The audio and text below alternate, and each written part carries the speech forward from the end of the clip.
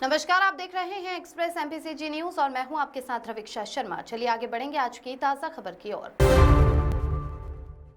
विश्व स्तनपान सप्ताह 1990 यूनिसेफ ने बच्चों को स्तनपान के लिए 1 अगस्त से 7 अगस्त तक विश्व स्तनपान दिवस मनाने का निर्णय लिया था। वहीं रेलवे चिकित्सक डॉक्टर आर कुर्रे ने कर्मचारियों एवं मरीजों को बताया कि विषय स्तनपान और कार्य, आइए इसे सफल बनाएं। स्तनपान को आजीवन स्वस्थ रहना, विकास एवं समानता को प्रदर्शित करता है। थीम स्तनपान को प्राथमिकता दे, स्थायी सहायता प्रणाली बनाए। रेलवे हॉस्पिटल के डॉक्टर आर कुर्रे ने बताया कि स्तनपान कराएंगे, कुपोषण को दूर भगाएंगे, स्तनपान को सक्षम बनाएं, माता पिता को सशक्त करें। ये एक प्रकृति का उपहार है। स्वस्थ रहेगा जच्चा और बच्चा जब मन का दूध पिएगा बच्चा।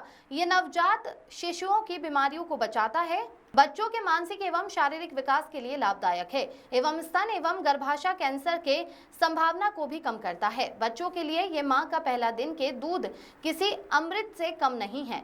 वहीं ब्रेस्ट फीडिंग करने से बच्चों के साथ साथ मां को भी फायदा होता है। बच्चों के जन्म के बाद मां के वजन को कम करने में भी मदद करता है एवं गर्भाशय के सामान्य आकार आने में भी मदद करता है एवं प्रसव के बाद यूटीआई इन्फेक्शन को भी कंट्रोल करता है एवं ब्लीडिंग को भी बंद करता है तथा डिप्रेशन या खून की कमी को भी पूरा करने में सहायता करता है।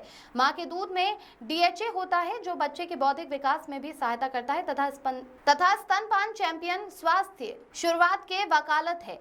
बंधन का जश्न मनाएं, स्तनपान दिलों और जीवन को जोड़ता है। इस कार्यक्रम के अंतर्गत रेलवे हॉस्पिटल में आए हुए कर्मचारी एवं अधिकारियों विश्व स्तनपान के बारे में जागरूक किया एवं शिक्षा के माध्यम से स्तनपान के महत्व को भी बताया तथा स्वास्थ्य कैंप का भी आयोजन किया गया एवं गर्भवती महिलाओं का हेल्थ चेकअप भी किया गया तथा मां और बच्चे को स्वस्थ रहने के लिए हेल्थ टिप्स भी दिया गया। आशीष कुमार दुबे की रिपोर्ट। अगस्त में विश्व स्तनपान सप्ताह दिवस मनाया जाता है। स्तनपान मनाने का मेन उद्देश्य है कि बच्चे जो हैं और माँ, ये दोनों के लिए बहुत ज़्यादा फायदेमंद है कि माँ का जो दूध होता है अमृत के समान होता है।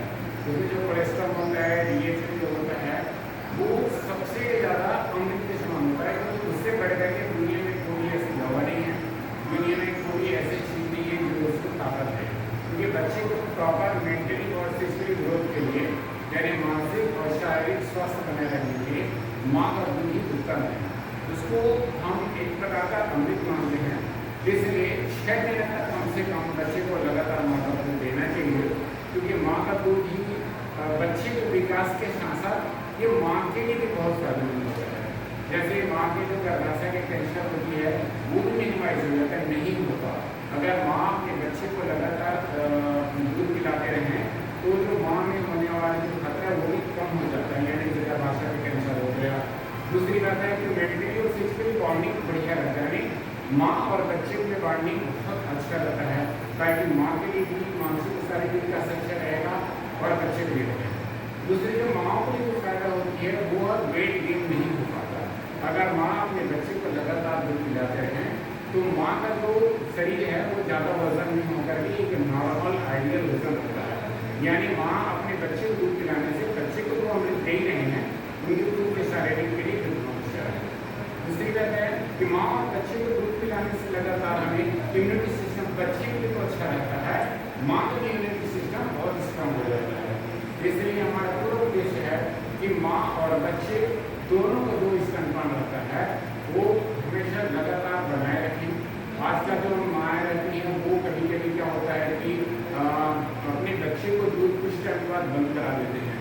उससे आज जो फैशन रहता है वो गलत है, क्योंकि हमें सबसे ज़्यादा इम्पोर्टेंट है हमारे बच्चे को मानसिक और शारीरिक विकास के लिए। हमें निश्चित रूप से माँ और बच्चे को बांटने को समझने हैं, उनका पूर्ण विकास हो। मानसिक और शारीरिक विकास के लिए आप लोग माँ अपने बच्चे को लगातार माँ का ही दूध पिलाएं, जिससे हर हालत में उसका इम्यूनिटी सिस्टम अच्छा हो और उसका शारीरिक विकास भी अच्छा हो। दूसरी बात, कंप्लीट वैक्सीनेशन भी कराएं। सबसे बड़ी बात है कि जो पुराने ज़माने में दोस्त पता भी जब माँ बच्चा का बोलते थे तो जब बच्चे को शुरुआत को रूप स्कैन देते थे कोई काम होता है करके, यानी गाढ़ा होता है, बच्चे में तकलीफ पाया करके। जबकि सबसे ज़्यादा जो है वो जीवन दान देने वाला वही है जो पहले माँ का दूध में जो कोलेस्ट्रॉल आता है, गाढ़ा दूध होता है, वही है जो सबसे ज़्यादा है वो है माँ के लिए और बच्चे के दोनों विकास के लिए बहुत ज़्यादा है, अमृत के समान। इसलिए आप अपने ज़्यादा जरूरी है।